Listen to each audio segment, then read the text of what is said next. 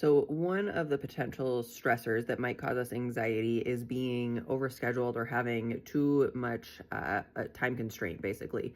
So, if you are running around from thing to thing to thing every day, all day, you know, 365 days a year, then your body is going to feel a lot of stress and anxiety around just never having a chance to rest.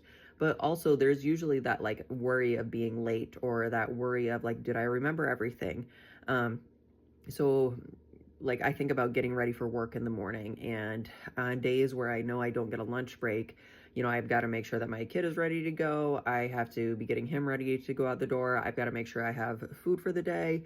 And so I had to have thought of that all ahead of time. There's all these different things that come into play when you're preparing for something, and especially if you're preparing for a long day.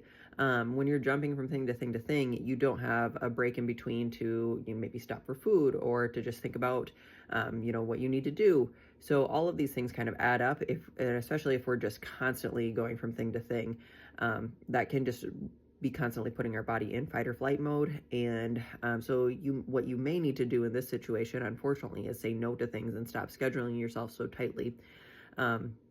And that can be really hard because a lot of people do really like to be busy and do a lot of fun things with their friends. But if it's impacting your health and making you feel more anxious just because you don't have any downtime, then ultimately that's what needs to happen. So, an exercise that I would suggest for you to do, I actually got this from a course that I've taken by Amanda Montalvo called Master Your Minerals. She talks about like a life in the day.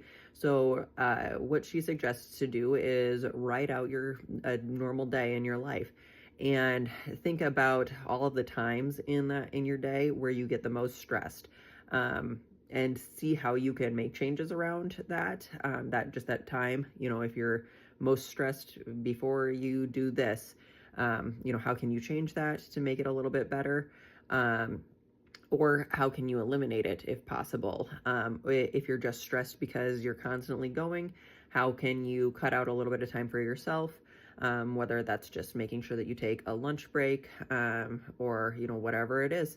So yeah, I hope that you found that helpful. If you do, then feel free to give me a follow, because I will be sharing more information about how we can deal with anxiety.